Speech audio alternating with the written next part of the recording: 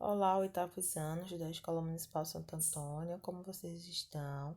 Esperamos que estejam bem. Estamos ansiosos para o retorno das nossas aulas presenciais, mas como a nossa vida não pode parar e as nossas aulas também, vamos dar sequência às nossas aulas de língua portuguesa e hoje nós vamos estudar sobre as figuras de linguagem. O que são as figuras de linguagem? Será que são comuns à sua utilização no dia a dia? Como nós podemos identificá-las?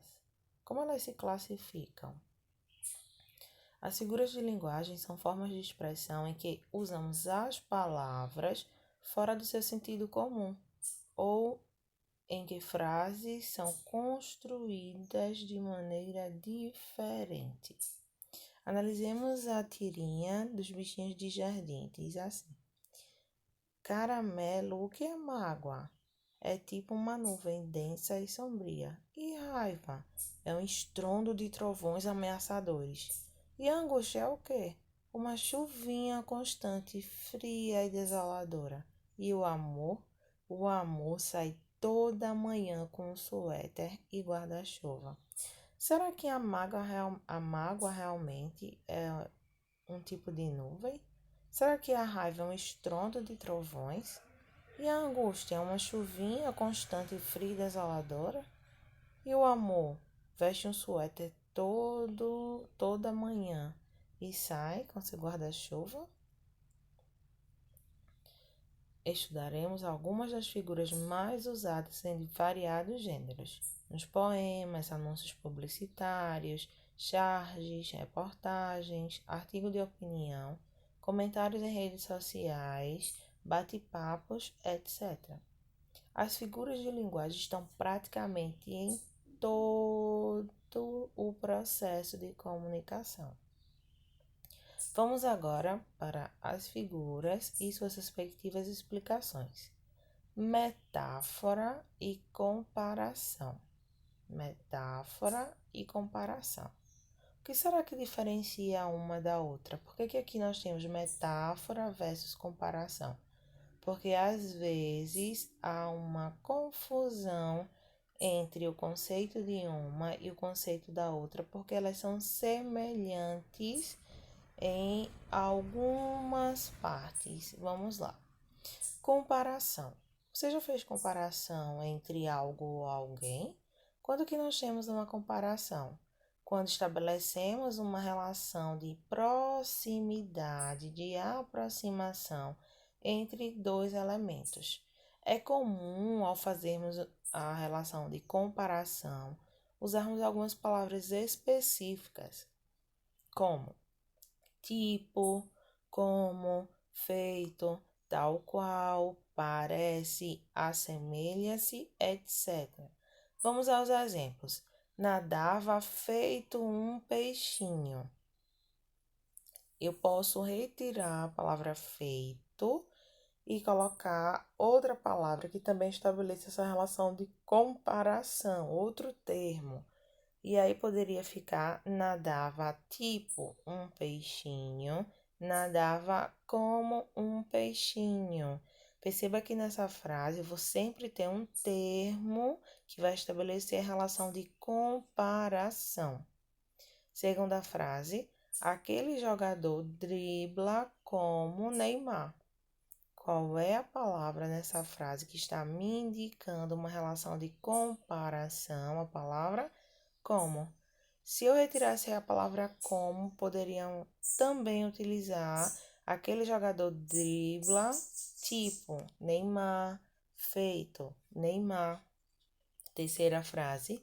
Meu coração parecia uma nuvem pesada.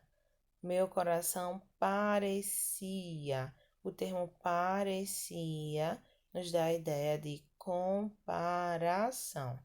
Então, o que é importante você não esquecer sobre a figura de linguagem comparação, através dela nós vamos perceber uma relação de aproximação entre dois termos, porém uma dica é a utilização de palavras que deixam claro uma relação comparativa, que deixam explícito essa comparação.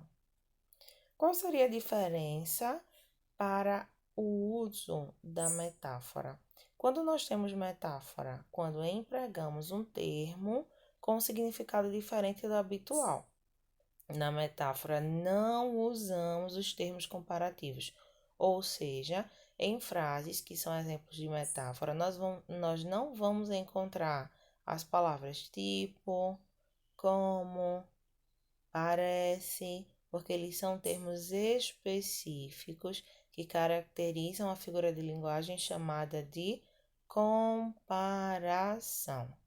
Na metáfora, nós também vamos estabelecer um tipo de comparação, mas essa comparação ela fica subentendida. Ela não é uma comparação de forma clara.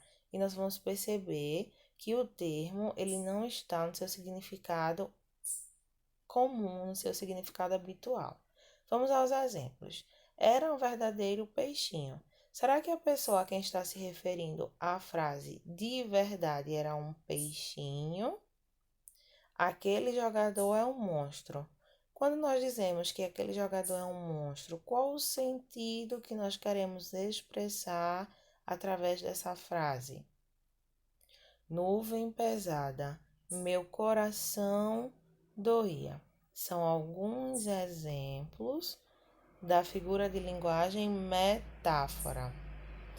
Seguindo, vamos praticar. Nós temos aqui duas frases para que nós possamos analisar e identificar em qual delas nós temos metáfora e em qual delas nós temos comparação. Primeira frase: cuidado, aquela mulher é uma cobra. Ela é muito traiçoeira. Segunda: cuidado, aquela mulher é como uma cobra. Ela é muito traiçoeira. Aí você pode analisar e perceber que as frases elas são muito semelhantes, porém tem algo que diferencia uma da outra. Então, se você fosse classificar qual das duas frases apresenta metáfora e qual das duas frases apresenta comparação e por quê, você vai conseguir classificar tranquilamente se você prestou atenção na explicação anterior. E aí, frase um ou 2 é a frase que apresenta metáfora. Frase um ou 2 é a frase que apresenta comparação. Ah, você acertou. A frase um, cuidado, aquela mulher é uma cobra, ela é muito traiçoeira, é um exemplo da figura de linguagem metáfora, porque aquela mulher não é literalmente, ela não é realmente uma cobra, mas ela tem ações, ela se comporta com ações que podem ser semelhantes ou comparadas às ações de um animal chamado cobra. Mas quando nós dizemos na frase 2, aquela mulher é como uma cobra, ela é muito traiçoeira, nós estamos usando um termo que estabelece relação de comparação. Então, primeira frase, exemplo de metáfora. Segunda frase, exemplo de comparação. Vamos a mais exemplos. Minha esposa é uma bela flor. Se você prestar atenção na primeira frase, nós estamos utilizando as palavras em um sentido diferente do seu sentido habitual.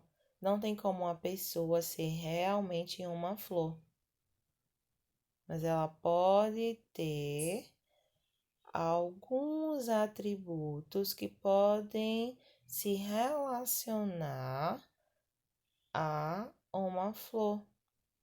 Ela pode ser delicada, cheirosa, sensível. Segunda frase, minha esposa é tal qual uma bela flor. Então, na primeira, nós podemos perceber o exemplo de metáfora. Na segunda, o exemplo de comparação. E qual é a dica?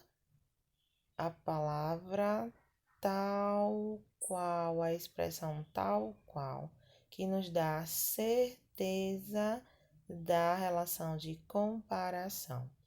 Próxima frase: todo homem mau tem um coração de pedra.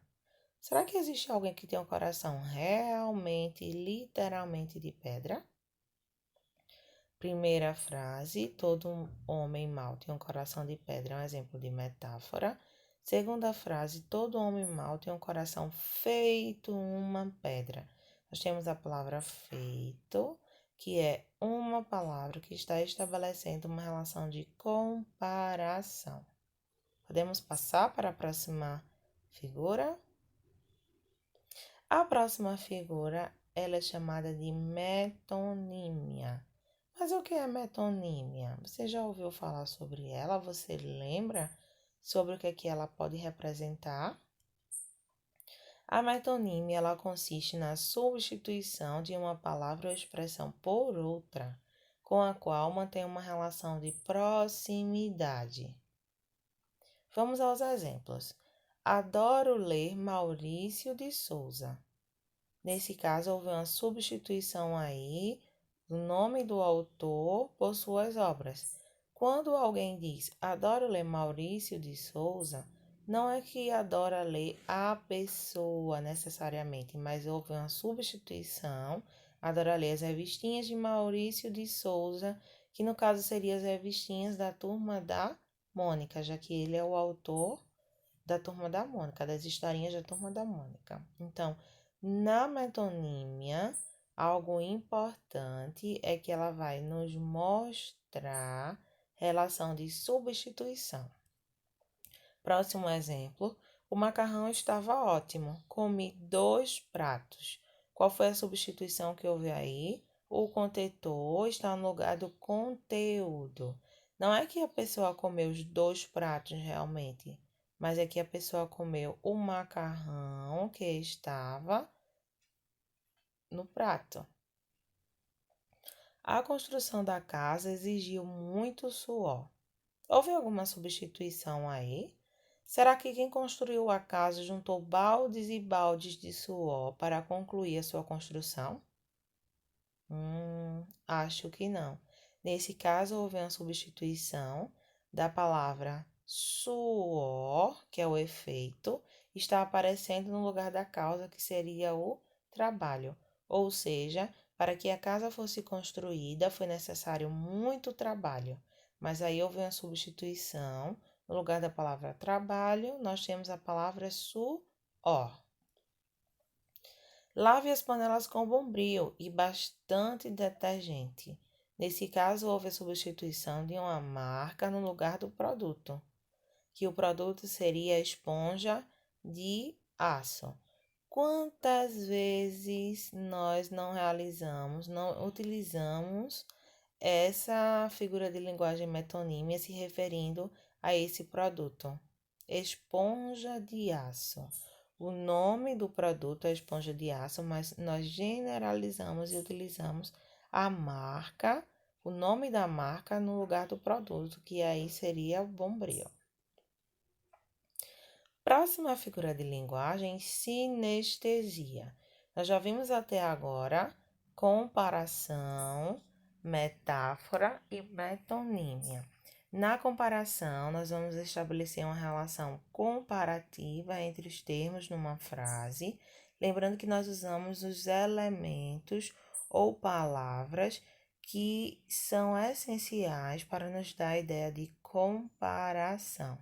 Na metáfora, também é feita uma relação de comparação, porém essa comparação ela fica implícita e nós não utilizamos determinadas palavras para dar a ideia da comparação. Na metonímia, nós fazemos substituições e na sinestesia, o que acontece? Na sinestesia, nós relacionamos as sensações percebidas por diferentes órgãos do sentido. E aí nós precisamos relembrar que sentidos são esses: tato, olfato, paladar, audição e visão. Vamos aos exemplos. Comprei um perfume doce. Nessa frase, nós podemos perceber a presença dos sentidos olfato e paladar. Aquela cantiga é veludosa. Nessa frase, nós percebemos os sentidos audição, na ideia de cantiga. Para poder perceber a cantiga, eu uso o sentido audição, e para saber que é veludosa, seria o sentido tato. Próxima frase. Desfilaram pela passarela com roupas floridas, em cores quentes. Para que eu possa perceber as roupas floridas, as cores, eu uso o sentido visão, e quentes eu uso o sentido tato. Próxima figura de linguagem, gradação. É caracterizada por uma sequência de palavras que formam uma progressão descendente, que significa do maior para o menor, ou ascendente, do menor para o maior. Descendente, do maior para o menor, e ascendente, do menor para o maior. Vamos ver na prática como esse conceito se aplica. Dei um passo, apressei-me, corri.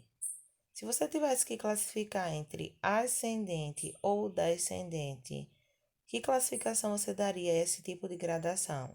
Dei um passo, apressei-me, corri. Seria a gradação expressando o sentido ascendente. Segunda frase. Oh, não aguardes que a madura idade te converta essa flor, essa beleza, em terra, em cinzas, em pó, em sombra. Nesse caso, seria descendente. Uma gradação descendente. Agora que você entendeu, relembrou os conceitos, analisou os exemplos, vamos aprender na prática, respondendo a atividade que está sendo direcionada no arquivo em Word, escrevendo as questões no caderno e praticando com base nas explicações que vocês tiveram aqui.